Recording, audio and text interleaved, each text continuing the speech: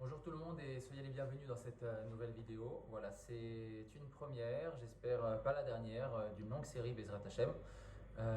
Voilà, maintenant ça fait une semaine qu'on a commencé à donner un shiur pour les enfants en présentiel à Natania et je me suis dit que ce serait une bonne idée de le partager aussi avec un maximum de personnes sur la chaîne Talit. Donc voilà, c'est sur la paracha de la semaine pour les enfants ou même les parents qui veulent écouter et retransmettre à leurs enfants quelques points intéressants sur la paracha. Donc voilà, je vous dis bon visionnage cette semaine. Donc on est parachat Tazria et la vidéo qui va suivre c'est sur parachat Tazria. Je voulais dédier cette vidéo pour le mérite, pour le srout de ma maman, Chana Batkouka, qui a fêté son anniversaire hier, Chavdalet Adar Sheni. Voilà, alors je lui souhaite toutes les brachot possibles et que tous les mérites de cette étude lui reviennent pour toutes les brachot matérielles et spirituelles. Bon visionnage à tous. N'hésitez pas à mettre un pouce bleu si vous avez aimé la vidéo et à vous abonner et la partager si vous l'avez trouvée intéressante. Ok, d'abord je suis très content d'être avec vous cette semaine. Au Hachem, c'était pas évident. À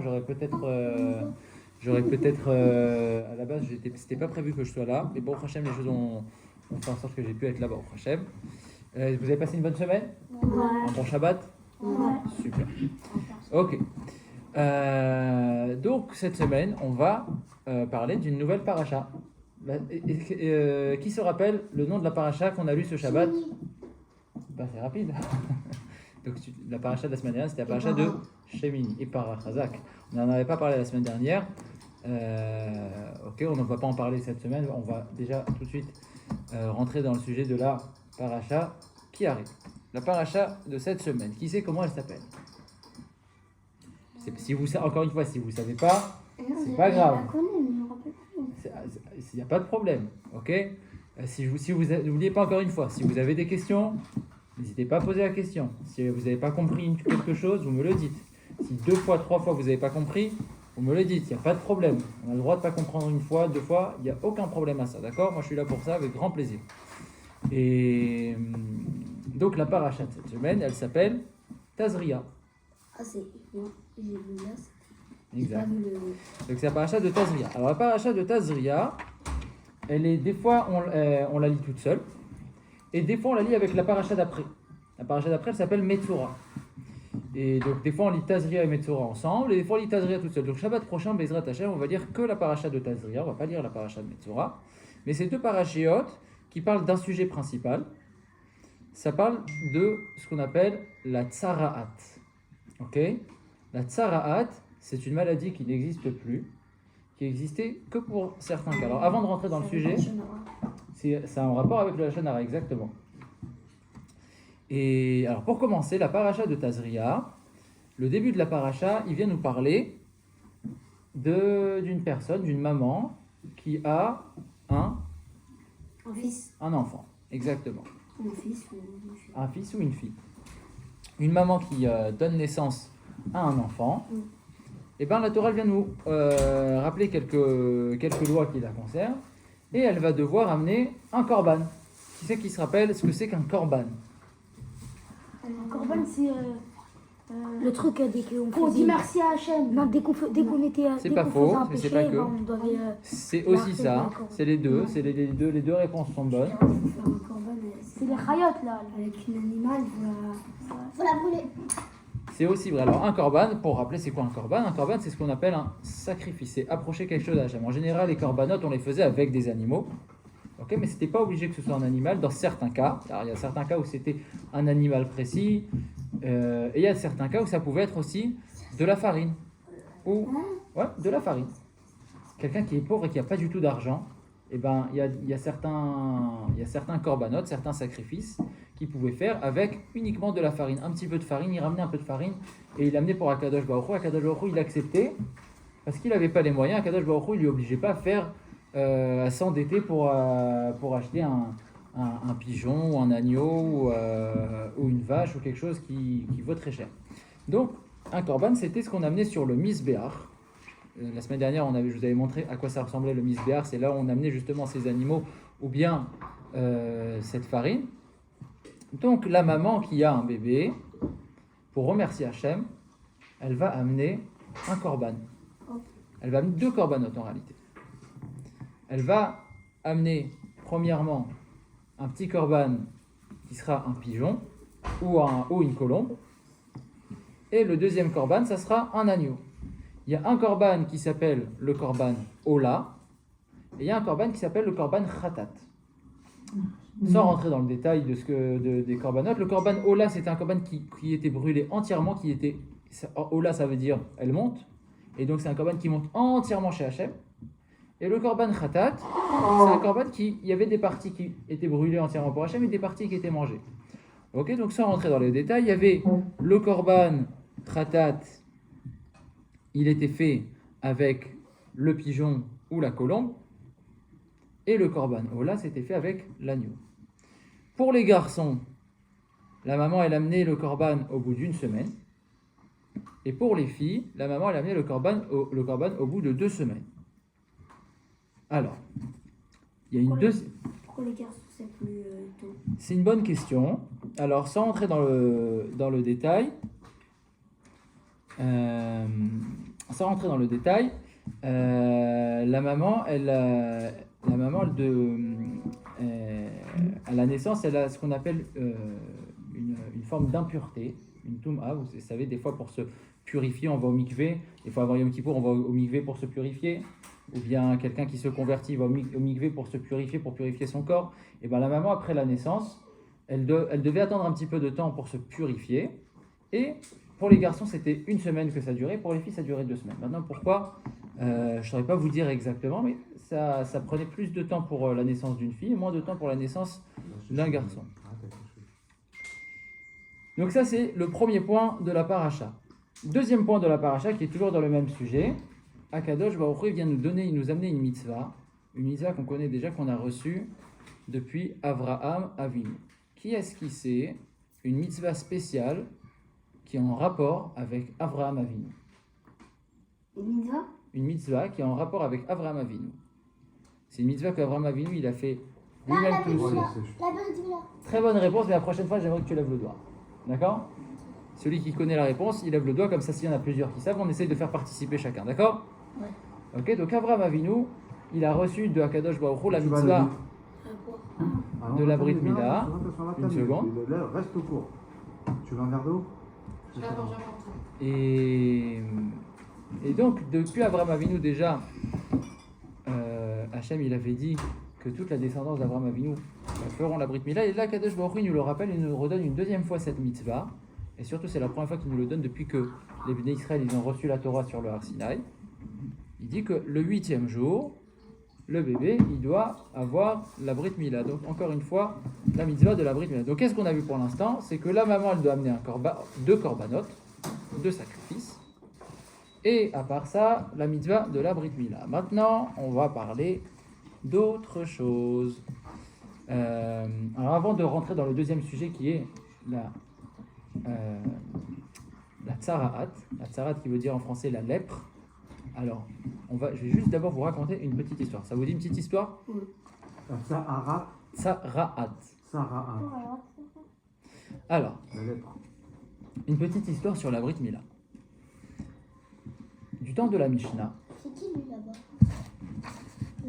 ici, Non, là, le petit là. le petit bébé, c'est un bébé qui a été échangé. On va voir tout de suite dans l'histoire. Échangé. Ah, là, Échangé. non, pas là, tu vas voir dans les. On va le voir dans l'histoire, qui a été échangé. On va voir tout de suite dans l'histoire, il a été échangé avec qui. Et on va comprendre pourquoi il a été échangé. Avec le nom? Un petit peu de patience. Ok, je vais tout vous dire. Regardez, si vous voulez regarder le dessin déjà dans un premier temps, comme ça quand je vais raconter. Quand on va raconter, on va tout savoir. On va avoir les réponses à toutes les questions. Si à la fin de l'histoire, Iron, attends, si à la fin de on l'histoire, va tout expliquer. vous avez toujours des questions, ben je vous expliquerai tout, d'accord? Voilà. Tu vois? Un petit coach. Chez Orlef. Donc du temps de la Mishnah, à l'époque, le grand maître de la génération, il s'appelait Rabban Shimon ben Gamliel. Et lui et sa femme, ils ont eu un petit garçon.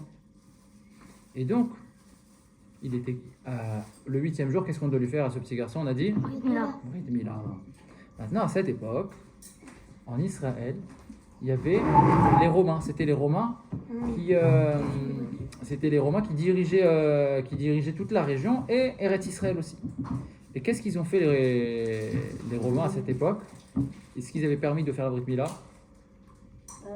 Non. Ils avaient interdit de faire la Brit Mila. Ils avaient fait plusieurs lois, et parmi les lois qu'ils ont fait, ils ont interdit aux Juifs de faire la Brit Mila aux enfants. Pourquoi? Parce qu'ils avaient envie d'imposer leur mode de vie, leur système. Et faut dire aussi que les Romains et le Ham Israël n'ont pas toujours été les meilleurs amis.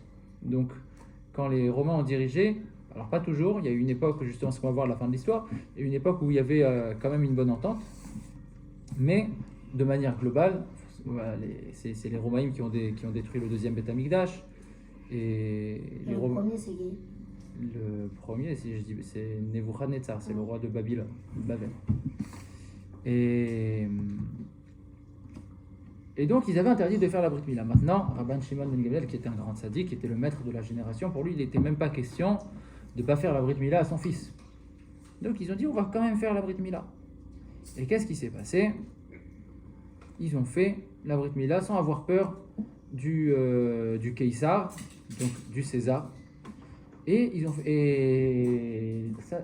l'histoire, elle est arrivée aux oreilles du gouverneur romain qui était à cette époque-là en Israël. C'était lui. Non, c'était pas lui. Je pense que c'était lui, mais on va voir ça tout de suite. C'était méchant. Non, mais moi, je croyais que c'était Et donc le gouverneur, il est parti voir Rabban Shimon ben Gamliel. Il lui a dit comment tu as osé faire la Brit Mila alors qu'on t'a interdit? Et qu'est-ce qu'il lui a répondu? Il lui a dit, notre Dieu, il nous a ordonné de faire la Brit Mila, et ton César, il nous a interdit de faire la Brit Mila. Notre Dieu, il est plus grand que ton César, donc nous, on écoute notre Dieu. Et il s'est énervé très très fort. Il a dit, vu que toi, tu es le dirigeant de tous les Juifs, je vais t'envoyer jusqu'à Rome. Tu vas aller voir directement le César lui-même, et c'est lui qui va te juger.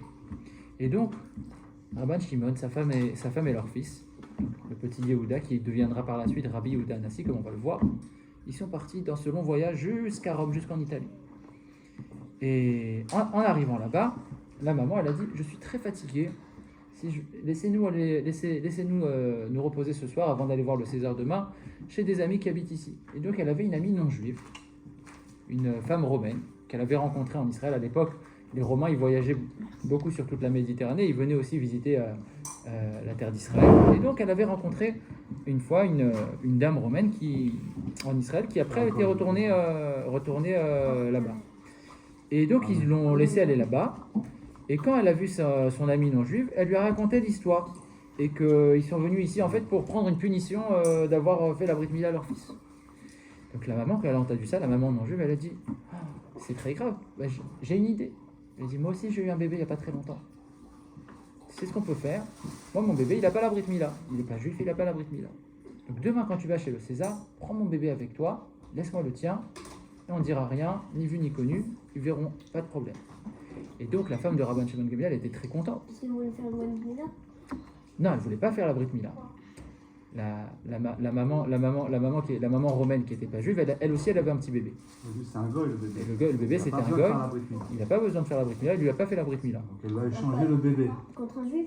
Non, Juste en le fait, temps d'aller Juste le voir. temps d'aller voir le En roi fait, pour j'ai pas compris. qu'il soit En fâché. fait, la juive, elle devait aller voir le mec.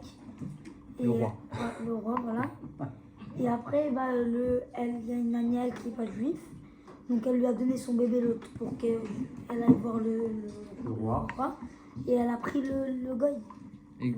Exactement.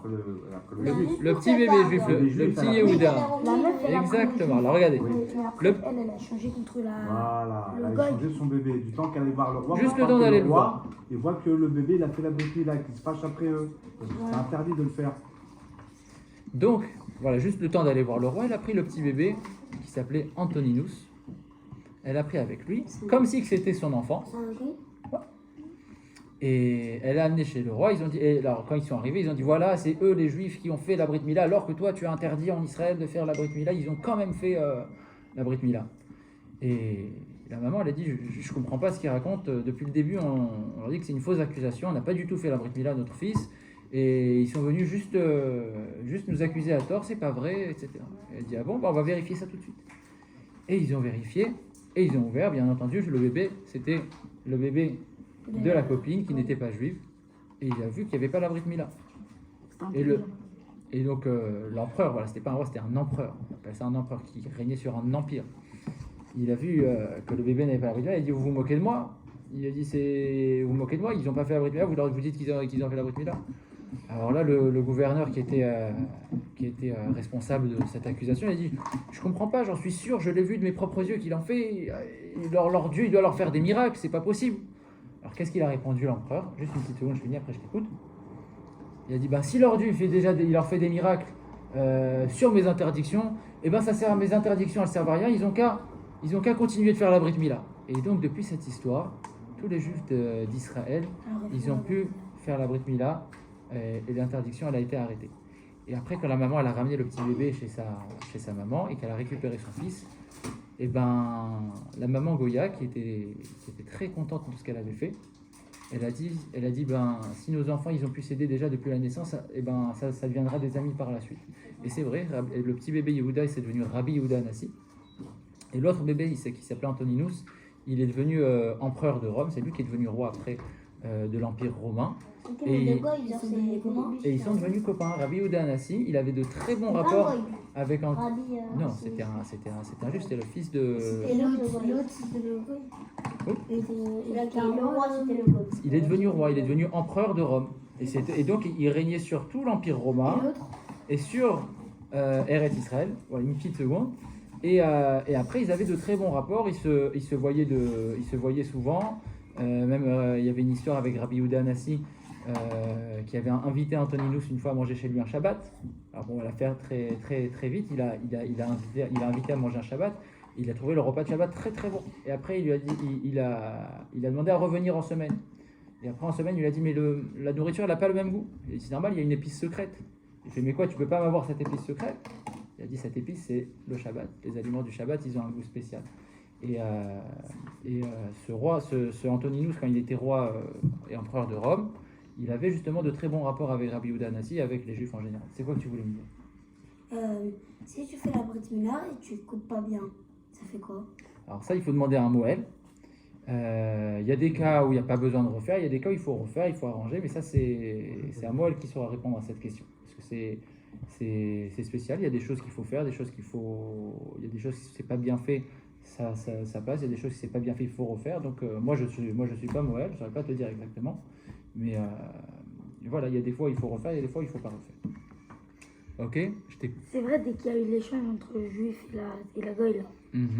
Et tu vois, la goy, chez elle, elle a de la bouffe pas cachère. Ouais. Et donc, comment elle a acheté de la bouffe pas cachère? Elle a fait manger de la bouffe pas cachère à l'enfant, là? A priori, certainement pas. Certainement pas. Et c'est des petits bébés de 8 jours, en général, ils ne mangent que par leur maman. Surtout à l'époque, il n'y avait pas du lait en poudre et des choses comme ça. Les mamans qui ne pouvaient pas donner à manger à leur enfant, ils donnaient le bébé à une autre maman pour le nourrir. Et donc elle a certainement dû lui donner à manger avant de partir. Et une fois qu'elle est revenue, elle a dû lui redonner à manger. Mais cachère. C'était pour combien de temps? C'était pour 3 jours Je pense quelques heures, peut-être une petite heure. Ils ne disent pas exactement combien de temps ça a duré, mais c'est histoire le temps d'aller au royaume, faire ce qu'il y a à faire et revenir. Peut-être ça a duré une demi-heure, 1 heure, 2 heures, 3 heures. C'était dans un C'était pas en château? Israël. Non, c'était en Italie, à Rome. Là où il y avait C'est une vraie histoire? Oui, c'est une vraie histoire.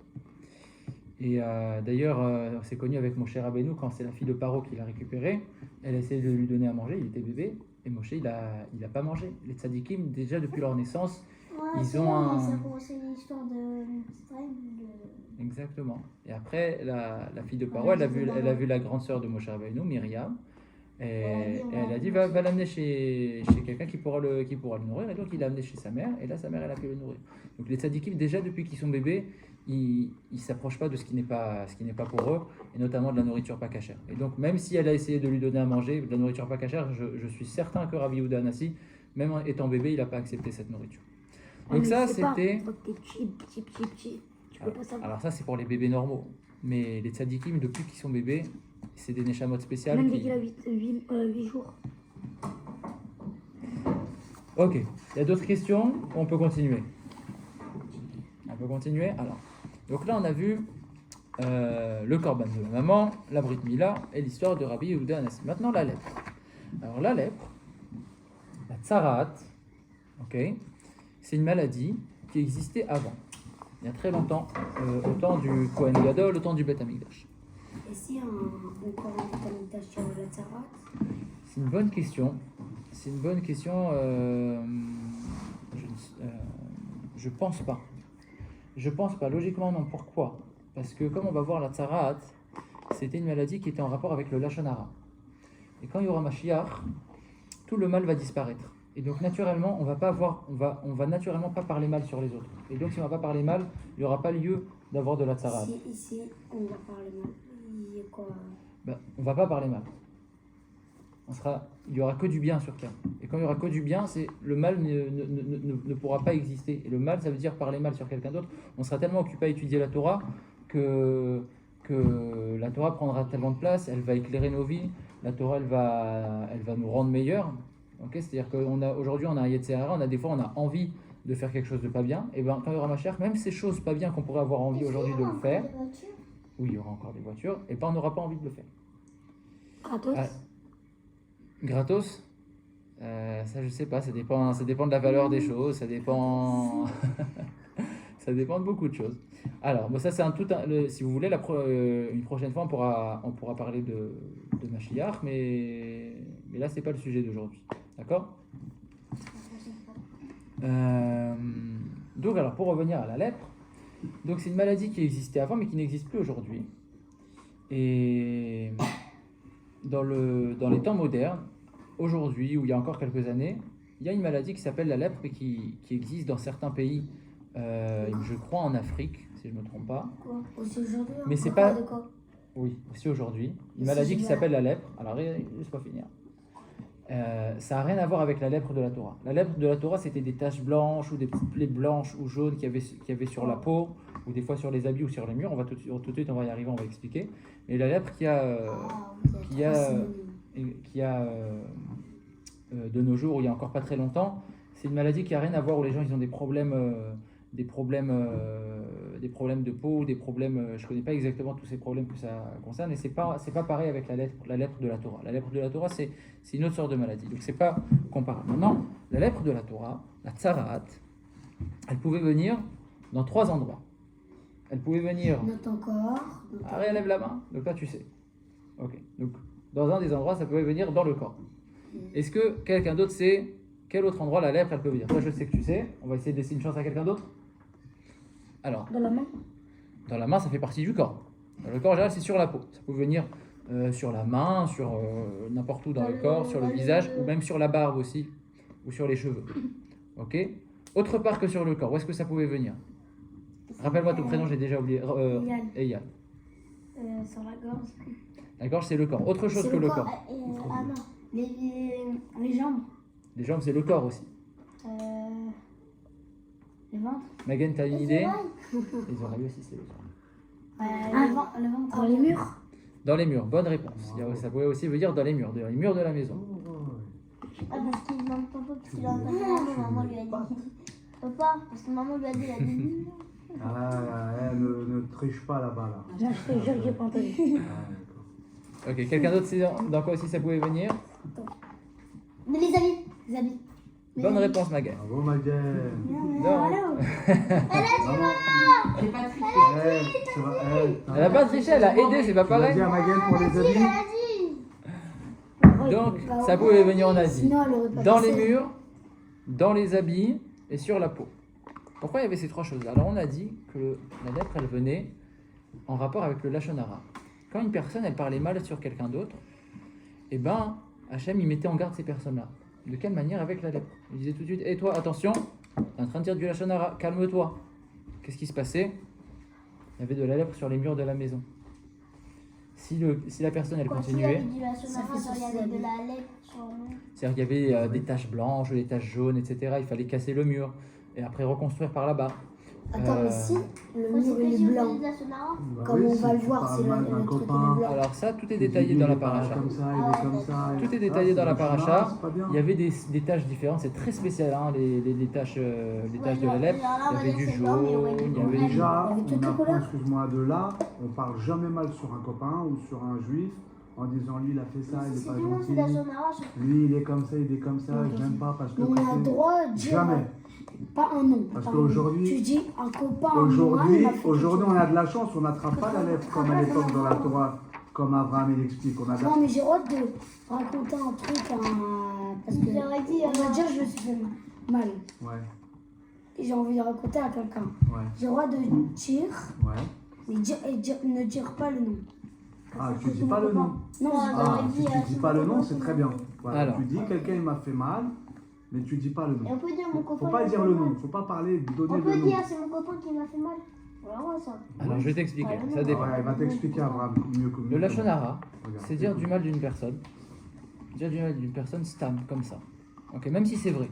Dire, si c'est si pour raconter à tes copains, juste pour raconter à tes copains, ouais, lui il m'a fait ça, ça sert à rien. Si tu vas voir ta maman pour lui dire, ce garçon il m'a fait ça et j'ai envie que ça s'arrête, ça c'est pas du lashon, non, ça c'est pas du lashon hara. Pourquoi? Parce que cette personne, parce que cette personne elle t'embête. Ok, pareil, ça. cette personne elle t'embête, il faut pas qu'elle continue de t'embêter. Comme Si si elle elle t'embête, c'est continue. pas bien. Comme si ça fait une fois, t'es pas obligé de balancer, mais si c'est la deuxième fois ou trois fois. Il ne s'agit pas de balancer, il s'agit que de faire en sorte que cette personne elle s'arrête. Pour que cette personne elle s'arrête, tu vas voir quelqu'un de responsable, ça peut être ton professeur ou tes parents ou ses parents à lui, ok, et leur dire votre fils, ce garçon-là, ce garçon là-bas, il m'embête, il me fait du mal, il me frappe, etc., etc., pour qu'il s'arrête. Mais si c'est après juste pour raconter aux copains, lui il est comme ça, lui il fait ci, lui il fait ça de pas bien, ou lui l'autre fois je l'ai vu, il a frappé un autre, stam pour dire du mal, ça s'appelle du lashon Même hara. si on dit on va dire un copain, mais on dit du bien sur lui. Genre on dit le nom, mais on dit du bien sur lui. Alors ça, c'est pas du lashon hara. Ça, au contraire, c'est bien de dire du bien sur des personnes. Et genre si c'est non plus pas méchant et c'est non plus pas gentil. Alors ça, c'est autre chose. Ça s'appelle, en hébreu, ça s'appelle rechilut. Rechilut, ça s'appelle parler sur les autres. Ça sert à rien.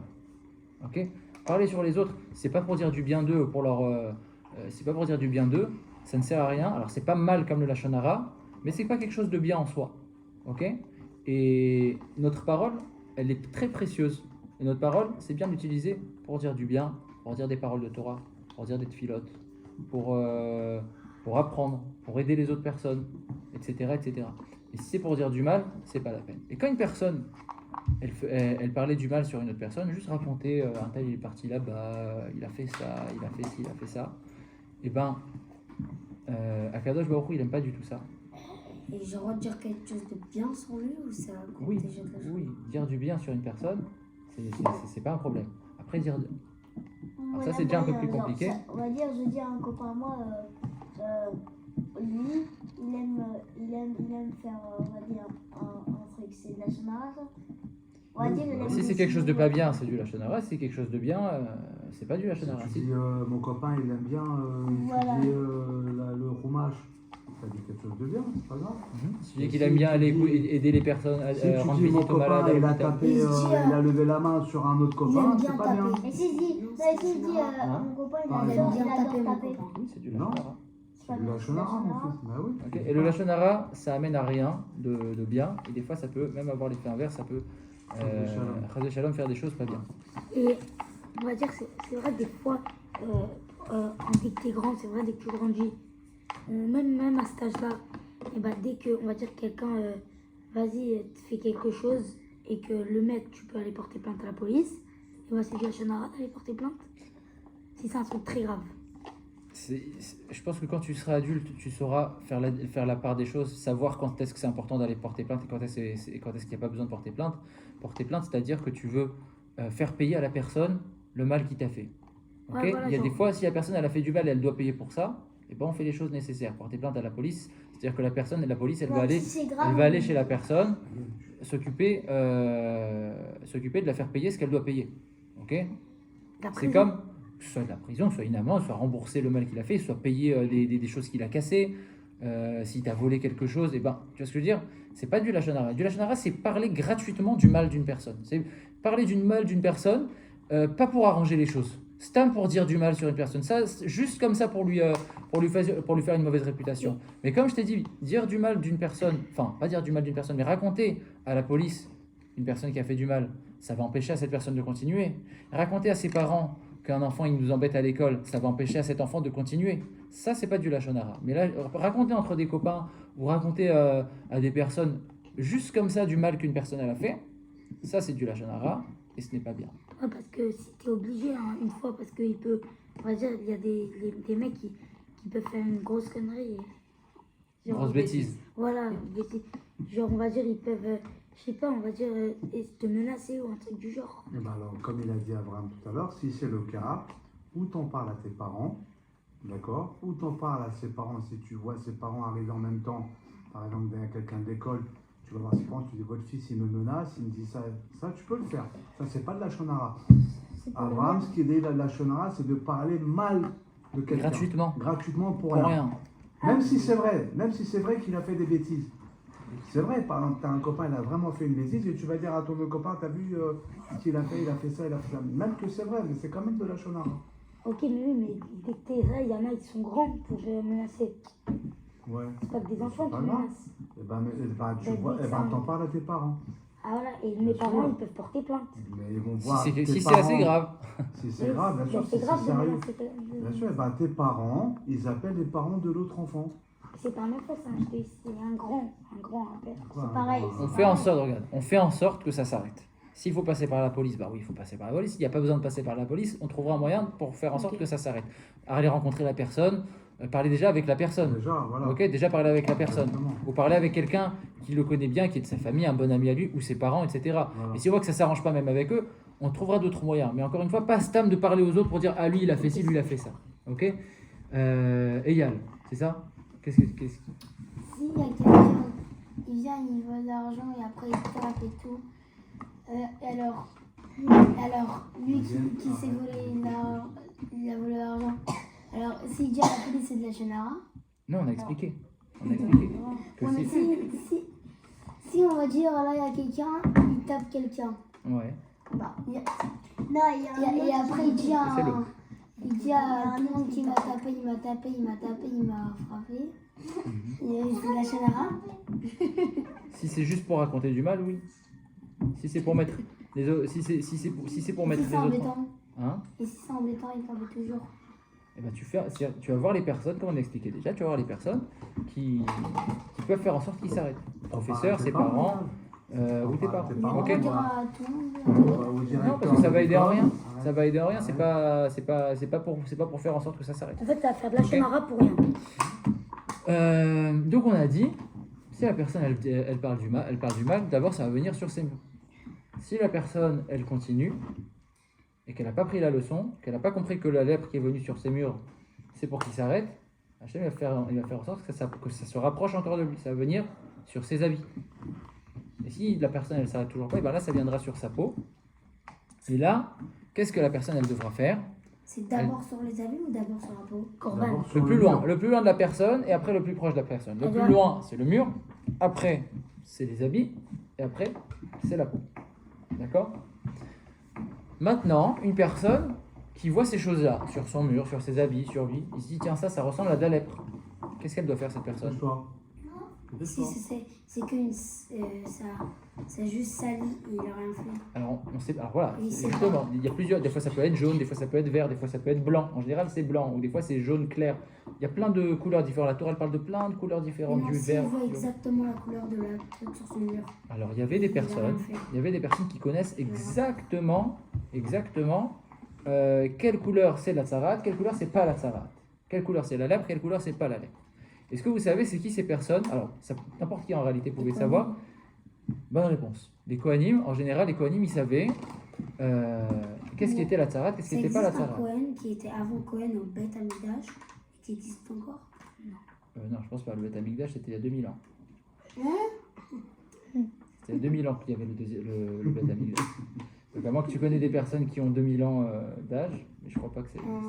C'est vrai que la Géoula, elle arrive bientôt. Bien sûr. Tu verras par toi-même et tu me diras. Non, vraiment. Parce que c'est vrai, il y a écrit qu'avant de la Géoula, on va souffrir. Aussi. Alors, la Géoula et Mashiach, c'est un sujet très grand. On pourra un jour étudier rien que sur ça si vous voulez. J'essaierai de préparer quelque chose, de pouvoir répondre à toutes vos questions et qu'on en parle dans un maximum et de raconter des histoires autour de la Géoula et autour de Mashiach. Mais là, aujourd'hui, on va essayer de se concentrer sur la paracha, d'accord? Et donc, on a dit, la personne, si elle a quelque chose qu'elle se dit, tiens, ça ressemble à de la lèpre, qui est-ce qu'elle doit aller voir? On a dit le Kohen. Le Kohen, il venait voir donc la personne, il regardait, il disait, tiens, ça c'est jaune, ça c'est blanc, c'est comme si, ça, non, ça c'est pas de la lèpre, c'est bon, tu es tranquille. Ou bien, oui, ça c'est de la lèpre.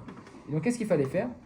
Quand c'était sur le mur, on cassait, on nettoyait. Comment il cassait les murs? Et si après il comme fait aujourd'hui, encore de la des... tsara, si il reçoit encore de la tsara, c'est encore une fois sur le mur, le marteau. Alors, oui, avec des marteaux, des outils pour casser. Et il fallait vider toute la maison. Regarde, on finit, après tu me poses tes questions. On fait comme ça. Alors, il fallait tout vider et on enfermait la maison. Et après, on revenait, on voyait si ça partait. Des fois, il y avait tellement de lèpre, tellement de tsarat sur les murs qu'il fallait casser toute la maison et la reconstruire entièrement. Quoi? Et après, pour les habits, pareil, ils vérifiaient. Et il disait si ça c'est de la lèpre ou si c'est pas de la lèpre. Et après, il y avait des fois où on pouvait nettoyer l'habit et attendre que ça parte et on pouvait garder le vêtement. Ou des fois, le vêtement, ça partait pas du vêtement, il fallait jeter et brûler le vêtement. Et si maintenant ça venait sur sa peau, le Kohen il venait et il faisait écarter tout le monde. Et s'il avait de la lèpre, vous savez ce qu'elle devait faire la personne après? Est-ce que quelqu'un sait qu'est-ce qu'elle devait faire la personne? Est-ce qu'elle pouvait rester avec tout le monde? La Rif Korban. Ça c'est à la fin. Ça c'est à la fin. Ça c'est à la fin. Bravo, comme le Corona. Ça c'est à la fin, il devait ramener un korban. Mais avant de ramener le korban, qu'est-ce qu'il doit faire pendant une semaine? Rester chez lui. Ah mais non. Même pas chez lui. Il devait rester confinement à l'extérieur de tout le monde. Il pouvait rester avec personne. Et vous voyez ça, il devait sortir. Il y avait dans le désert, il y avait un campement. Il y avait un camp où il y avait tout le monde. Et lui, il devait sortir à l'extérieur du campement. Ou sinon il devait rester dans une maison seule où personne pouvait venir. Et il devait tellement que c'était important que personne s'approche, il devait marquer sur lui comme quoi il était impur. Un Kohen reçoit la tsara. Il a les mêmes règles. Les mêmes règles. Il faut que ce soit un autre Kohen qui va dire. Alors ça c'est important, c'est très intéressant ce que tu viens de dire. On a dit que c'est seulement le Kohen qui peut dire si une personne elle a la lèpre ou si elle n'a pas la lèpre. Seulement le Kohen. Après on va expliquer pourquoi c'est seulement le Kohen. Maintenant, si un Kohen il a la lèpre, est-ce qu'il peut regarder et dire c'est de la tsarat, je suis Metzora et je dois sortir? Ou il doit passer par un autre Kohen? Égal. Le premier. Il peut le dire lui-même sur lui-même que ça c'est de la tsarat parce qu'il est Kohen? Non, il doit aller sur un autre Kohen. Il doit aller voir un autre Kohen. Pourquoi il doit aller voir un autre Kohen? Si on va dire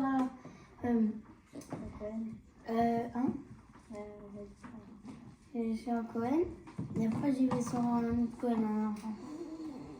Ça compte? Bah non, parce que l'enfant il connaît rien. Alors je vous explique. Si un Kohen il a de la lèpre sur lui, il va se dire, il va juger lui-même si c'est de la lèpre ou pas, c'est pas possible. Pourquoi? Parce que quand on a un défaut, même nous, voilà, moi, moi-même, un défaut c'est par exemple, je me mets beaucoup en colère. Ok, voilà, je me mets trop vite en colère. Ok, c'est un défaut. De se mettre trop vite en colère. Donc je dois essayer de faire en sorte de me calmer, d'être plus calme, de ne pas me mettre en colère, par exemple. Ok. Et ben, si moi je vais me dire est-ce que je suis quelqu'un de coléreux ou pas, et ben je vais avoir tendance à me dire non, je suis pas trop coléreux, même si c'est vrai, même si je suis vraiment coléreux. Une personne sur lui-même, il a tendance à pas trop voir ses défauts. Des fois, pas les voir du tout. Des fois, il va même pas se rendre compte qu'il a des défauts. Une personne, par exemple, qui donne pas beaucoup de tzedaka, il va se dire non, moi je donne, ça va, je donne 1 euro tous les jours, un shekel tous les jours, je suis très généreux. Alors qu'il a beaucoup de moyens, il donne pas beaucoup, c'est pas beaucoup par rapport à ses moyens. Ok, ça c'est une personne par rapport à lui-même. Quand elle a un défaut, elle va se dire non, c'est pas un défaut, c'est pas grave ça. Mais quand c'est sur quelqu'un d'autre, là il va avoir tendance à bien voir les défauts des autres. Et donc, s'il va voir qu'il a la lèpre sur lui, il va se dire non, c'est pas de la lèpre, ça passe. Et donc c'est pour ça que ça doit passer par un autre Kohen. Et donc nous on apprend de ça que il faut apprendre à être indulgent avec les autres et à être plus strict avec soi-même. Quand on voit un défaut sur soi, il faut accepter que c'est un défaut et de le travailler, de faire en sorte que ce défaut il disparaisse. Et quand on voit un défaut chez quelqu'un d'autre, il faut apprendre à être tolérant et à accepter, soit bien juger la personne que c'est pas de sa faute ou que c'est pas vraiment un défaut, ou soit l'aider à travailler ce défaut, mais pas être difficile avec les autres personnes. Ici, il y a un Cohen, il a la tzarat, mais après, il dit ça c'est pas de la tzarat, alors je suis pas obligé, et c'est de la tzarat, et il veut pas dire un autre Cohen. Là, c'est un problème. C'est pareil, chaque chose, on a une mitzvah. Ok, Shabbat, il faut faire kiddush. D'accord. Si Shabbat, je dis non, moi j'ai pas envie de faire kiddush. J'ai pas fait kiddush, j'ai une mitzvah que j'ai pas faite. Exactement, tu es obligé. Si tu as de la tzara, tu dois aller voir un autre Kohen. Que tu sois Kohen ou que tu sois pas Kohen, tu dois aller voir un Kohen pour lui demander si c'est bien la tzara. Ok, donc c'est à lui d'aller voir le Kohen.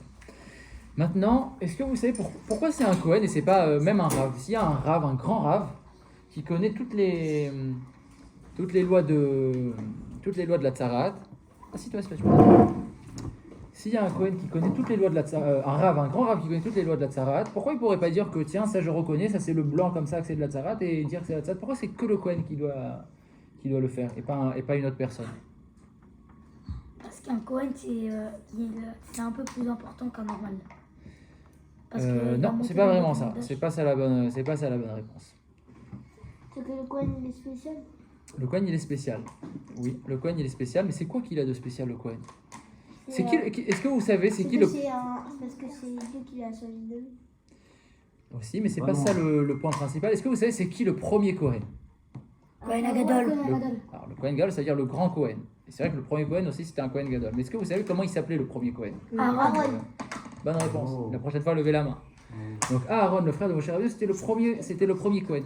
Et vous savez, c'était quoi sa qualité très forte qu'il avait, Aaron? Qu'est-ce qu'il avait de très fort, de particulier, Aaron à Kohen? Une mitzvah qu'il faisait mieux que tout le monde. Aaron, il sait, Mais Aaron, tu sais ce qu'il avait de particulier, Aaron à Kohen? Il n'y a pas quelque chose comme ça. Non, alors je parle pas d'un objet, je parle d'un caractère. Un caractère, il avait... Les Cohen, quand ils étaient à Beth Amikdash, quelque chose comme ça, ils étaient obligés de mettre... des habits, ils avaient des habits. Mais je parle pas d'un habit. Si ils avaient pas ça, alors ils auraient été morts.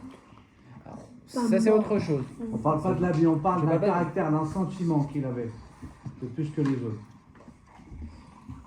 Est-ce que vous savez ce que c'est un sentiment? Non. Ouais. C'est quoi un sentiment? Donne-moi un exemple d'un sentiment. C'est genre...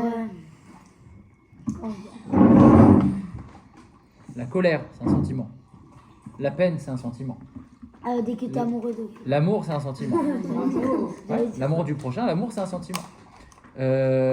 L'angoisse, c'est un sentiment. Et est-ce que vous connaissez une mitzvah qui est en rapport avec un sentiment? Une mitzvah qui est quoi? Qui est en rapport avec un sentiment. De se marier. Non, c'est pas un sentiment de se marier. À chaque fois, tu as des Ah, Qu'il a fait la macadam. Non. toi, t'as dit quelque chose d'intéressant, alors. Alors pourquoi tu dis à chaque fois que ça vient... que Moshe il a eu peur. Moshe il a eu peur qu'il sera... Qu'est-ce que nous, chacun de nous, alors chacun de nous ici à table, moi ou chacun, on est obligé d'aimer. Qui est-ce qu'on est obligé d'aimer? Toi, mes parents. Nous. mes parents. Ton prochain. Notre prochain. On est obligé d'aimer Akadosh Baruch Hu, on est obligé d'aimer notre prochain. Ça s'appelle la mitzvah de Les Chabed. de Ahavat Israël. Ahavat Rina, moi aussi. Mais la mitzvah d'Ahavat Israël. La mitzvah d'Ahavat Israël, c'est une mitzvah qui est en rapport avec les sentiments.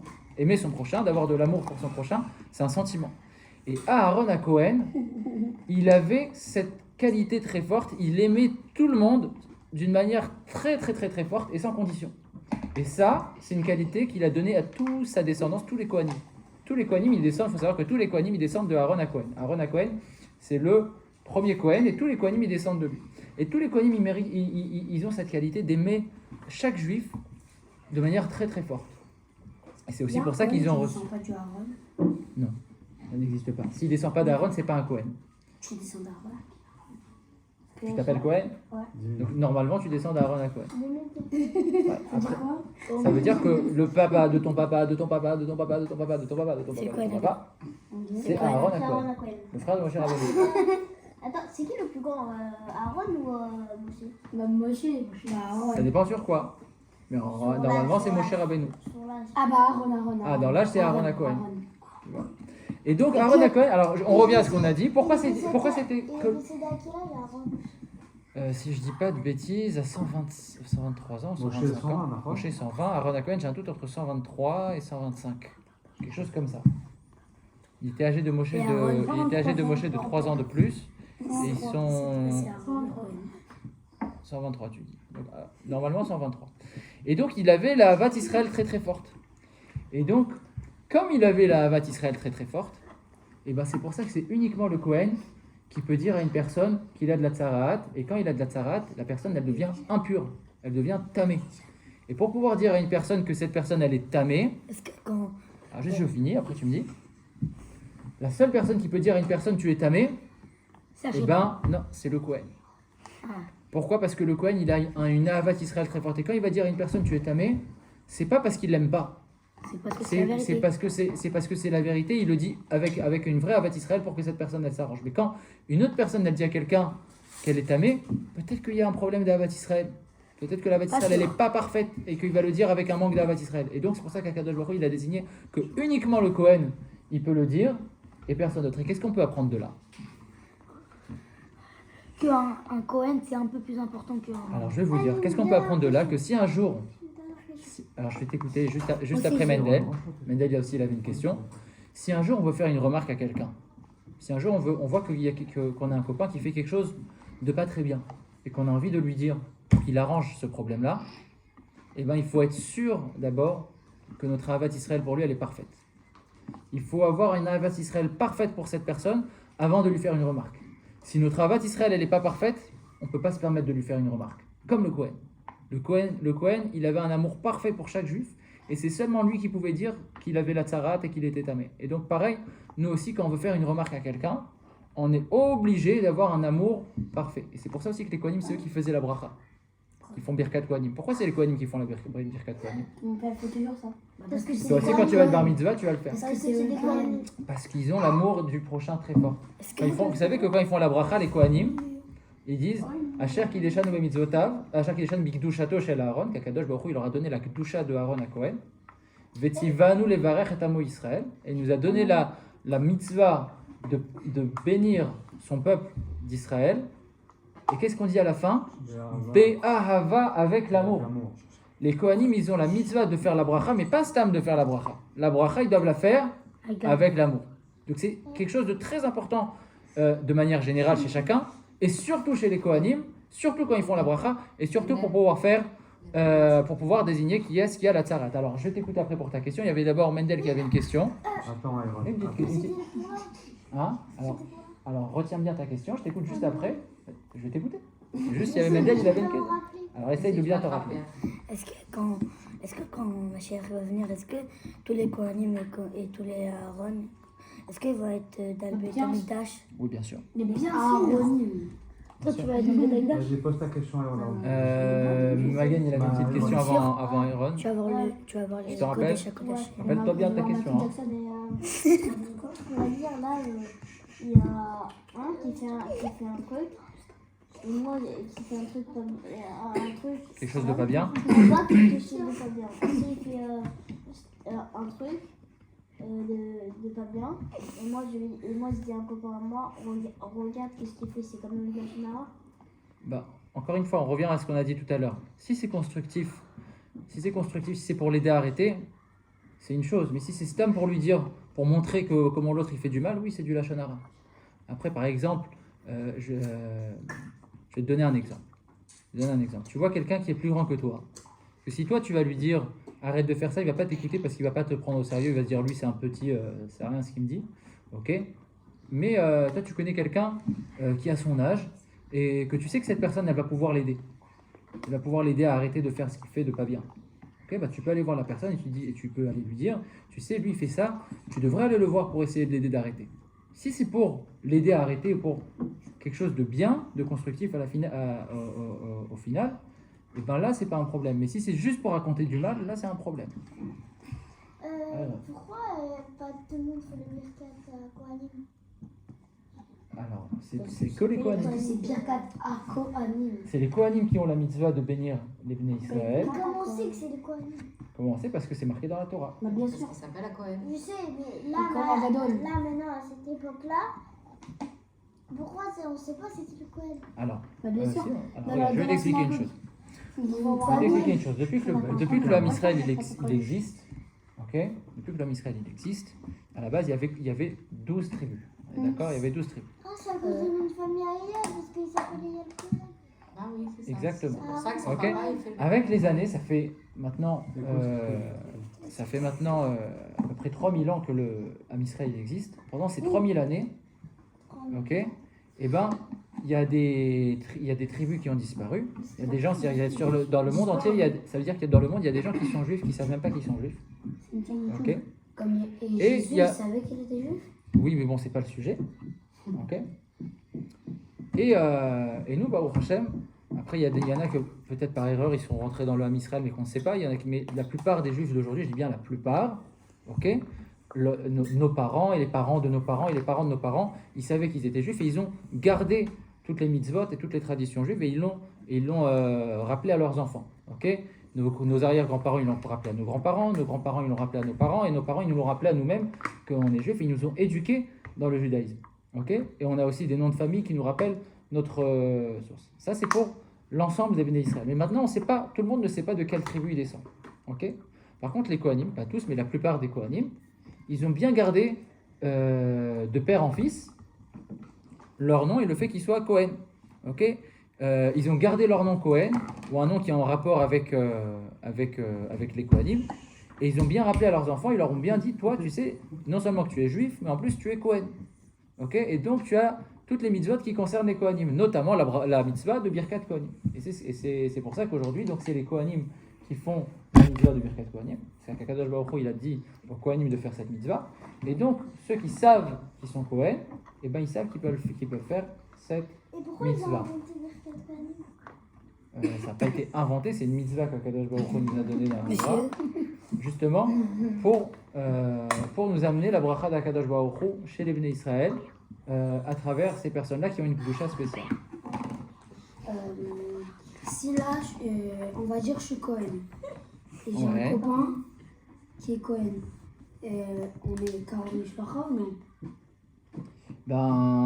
Peut-être que oui, peut-être que non. C'est-à-dire, si vous n'êtes pas Karo Mishpacha, vous êtes Karo Mishpacha il y avait votre arrière-grand-père, et ben ils étaient peut-être Karo Mishpacha. Parce que de toute façon, ils remontent tous à Aaron à Cohen.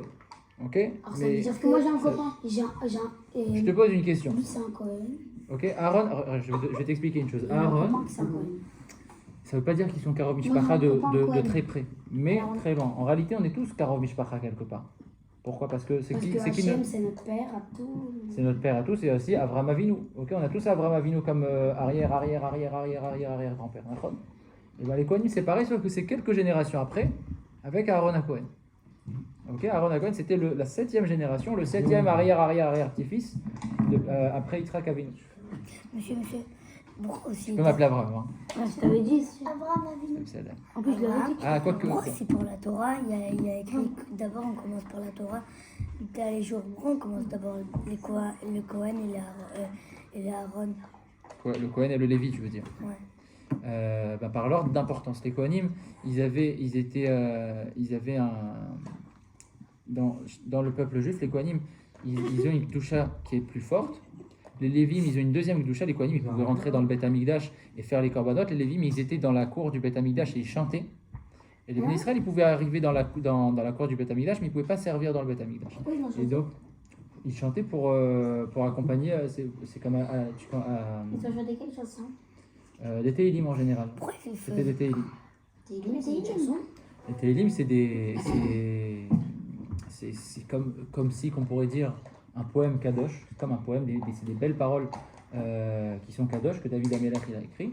Et les Lévi'im, ils lisaient ces Tehillim en chanson pendant les korban. Ok, donc on va continuer. Est-ce que ça vous dit une petite histoire sur le Lachon Hara? Enfin, c'est pas sur le Lachon Hara, mais c'est sur l'importance de la langue. La langue. Ah, je la connais cette histoire. Bah, si tu la connais, à la fin de l'histoire, tu vas nous dire. Ah, Ram Shomea Parmanim. Il a dit. Je sais pas. Alors, je vais vous raconter cette histoire.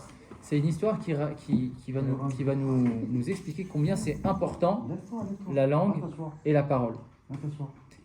Personne n'a d'autres questions? C'est qui? Oui, c'est ça. C'est bon? Alors, C'est ça. Tu connais?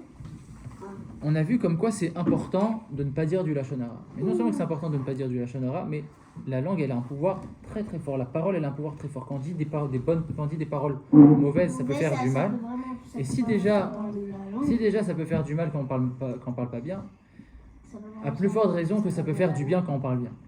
Ça parle de Le bien, il a une force encore plus forte que le mal.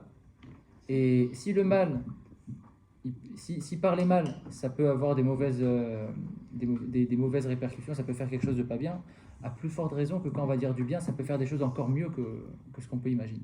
Et donc c'est pour ça que c'est important de se concentrer sur des belles paroles, sur des compliments, sur l'étude de la Torah, sur des paroles respectueuses, des paroles d'Avat Israël, etc., plutôt que des choses négatives, chas v'shalom.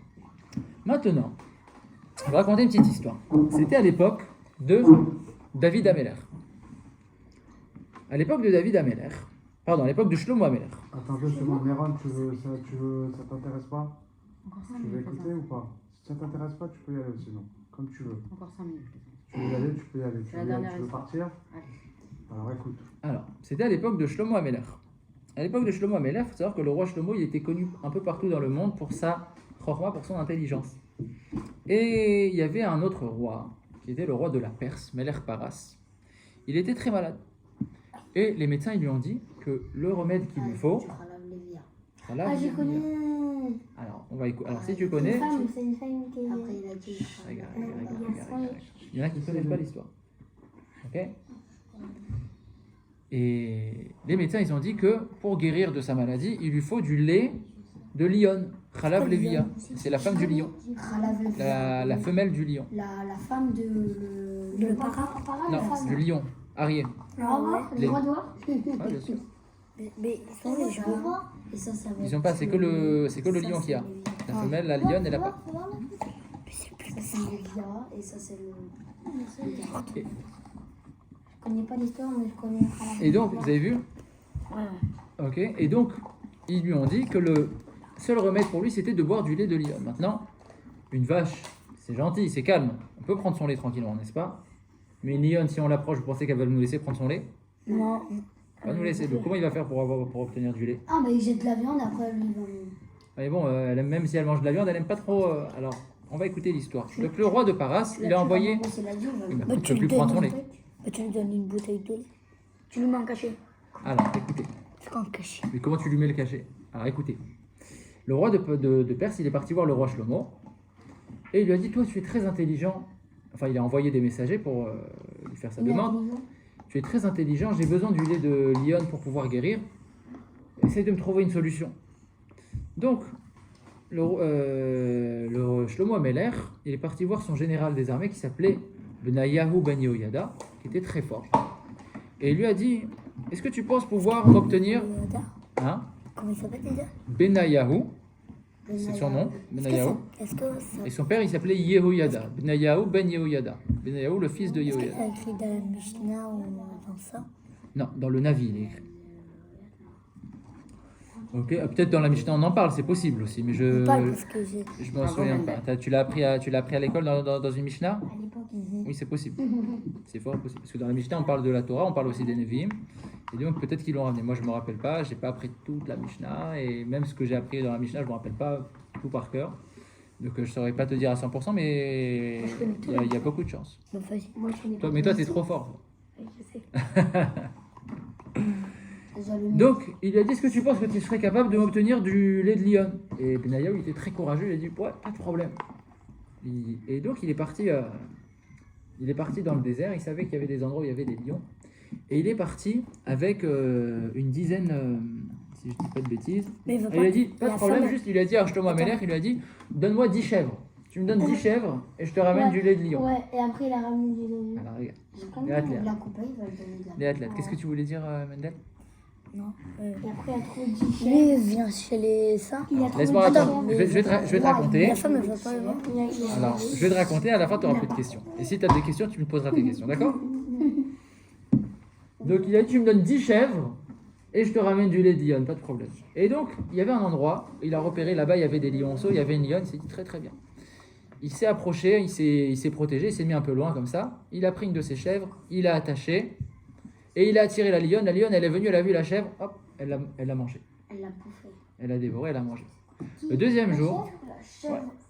la lionne, elle a mangé la chèvre. Un lion, c'est normal. C'est mignon.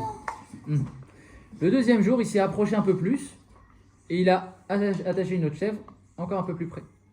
Et après, la lionne, elle est venue, elle a mangé la chèvre. Mais elle a vu à chaque fois la lionne, elle a vu que c'était un monsieur comme ça qui lui rapprochait, c'est comme si qui lui ramenait de la nourriture. Ok, c'est la nourriture du lion. Les lions, ils mangent de la viande, mais aussi on mange des animaux. On mange pas que des, on mange du pain, on mange du pain, on mange de la viande, du poisson. Et donc c'est la nature qu'Akadosh Baruch Hu a fait que les lions ils se nourrissent d'animaux. Ok. Et donc il lui a rapproché et ainsi de suite il a rapproché après jusqu'à ce que il était très près de la lionne et il était tellement près de la lionne que la lionne elle lui a fait confiance et il lui a laissé s'approcher d'elle et comme ça comme elle lui amenait tous les jours à manger au bout de la 10e fois elle lui a laissé prendre du lait comme ça il a réussi à prendre du lait et après Benayahu il est revenu chez Shlomo Ameler il lui a amené le lait il est parti chez le roi de Paras chez le roi de Perse et comme ça il a pu guérir. Le lendemain pendant la nuit Benayahu il fait un rêve. Ah oui, que tous les variants du corps. Exactement, tu connais bien l'histoire. Alors pendant le rêve, il rêvait que tous ses membres, ses yeux, son nez, ses oreilles, ses pieds, ses mains, etc. Tout le monde ils discutaient ensemble. Et chacun disait, vous savez, en fait c'est grâce à moi que le roi il a pu être sauvé. Il a dit c'est grâce à moi que le roi il a pu être sauvé parce que moi les mains ils disent si moi j'étais pas là, jamais il aurait pu prendre le lait de la lionne. Et Jamais tout d'un- prendre la... Exactement, si j'étais pas là, il aurait pas pu prendre le lait. Et là, tout d'un coup, t'as les pieds, ils disent pas du tout. C'est grâce à moi. Si j'avais pas marché jusqu'à là-bas, comment toi t'aurais pu tirer le lait? Et les yeux disent mais qu'est-ce que vous racontez? Et si je voyais pas le chemin, vous auriez jamais pu avoir le lait de Lyon. Et là, la langue, elle leur dit alors là, vous vous trompez tous, c'est uniquement grâce à moi.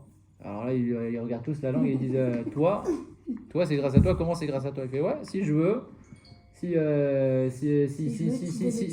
veux. Je peux vous montrer que c'est grâce à moi et pas autrement. Et il dit ah bon, montre-le. Il dit d'accord. Alors là, on est toujours dans le rêve de Benayahu Ben Yehoyada. Okay, une fois qu'il a fini l'histoire. Et dans son rêve, il rêve que c'est le moment d'amener le lait chez le roi. Et qu'est-ce qu'il dit au roi? Il dit voilà, je t'ai amené du lait de brebis, du lait de chien, exactement. Khalav kalba. Tu connais encore mieux que moi, je te rappelle encore mieux. Il dit voilà, je t'ai amené du lait de chienne. Et du lait de chienne? Mais je t'ai demandé du lait de lionne. Tu te moques de moi? Allez, prenez-le et mettez-le en prison ou je sais plus comment il lui dit. Exactement, il dit prenez-le, mettez-le en prison. Et là, tu as tous les membres du corps, il dit mais ça va pas, pourquoi tu lui dis que c'est du lait de kalba, pourquoi tu dis que c'est du khalav kalba, pourquoi tu dis que c'est du lait de chienne? C'est pas la vérité, dis-lui que c'est du lait de lionne, on va tous aller en prison maintenant à cause de toi. Et alors vous voyez que c'est à cause de moi que tout se joue avec la langue. Il lui a montré. Et donc il a montré, il a dit attends, c'est peut-être ça, mais au moins juste regarder que voir, au moins vérifier, au moins voir si c'est vraiment du lait. Il faut d'abord vérifier, voir si c'est du vrai lait de truc là. À la fin ils ont vérifié et c'était vraiment du lait de... alors bon, dans la vraie histoire, c'est pas dans la vraie histoire, c'est dans son rêve. Ok, c'est dans son rêve, c'est juste un message pour nous rappeler comment la langue c'est important et comment la langue c'est puissant. C'est-à-dire que la langue, en réalité, voilà, ça veut nous apprendre que si dans la réalité il avait dit que c'était du lait de chienne, et ben il aurait été mis en prison et tous les autres membres du corps avec. Et après, dans le rêve, qu'est-ce qui s'est passé là, il est parti voir le roi, il a dit j'ai dit du lait de chienne parce qu'il y a des endroits où ils appellent les lions la chienne, mais en fait c'est du lait de lionne. Et il dit alors dans ce cas-là, il n'y a pas de problème, donnez le lait et tous les membres du corps ils ont été sauvés dans le rêve. Donc qu'est-ce qu'on apprend de là? C'est que la langue, elle peut décider de ce qu'elle veut. Si la langue, elle dit des choses mal, si elle dit des mensonges, si la langue, elle dit des mensonges, elle dit que c'est pas du lait de lionne, et ben la personne, qu'est-ce qui peut lui arriver? Elle finit en prison. Si la langue, elle dit la vérité, que c'est du lait de lionne, et ben elle est récompensée par le roi. Et donc pareil, si on dit des choses bien, il va venir du bien. Si on dit des choses bien, on fait le bien. Si on dit chas v'shalom des choses mal, on peut attirer Chas Shalom, du mal. Donc c'est pour ça que c'est important, non seulement de ne pas dire du lachon hara, de ne pas dire des choses mal, de ne pas dire des choses mauvaises, mais toujours de dire des choses positives, des choses bien, des compliments.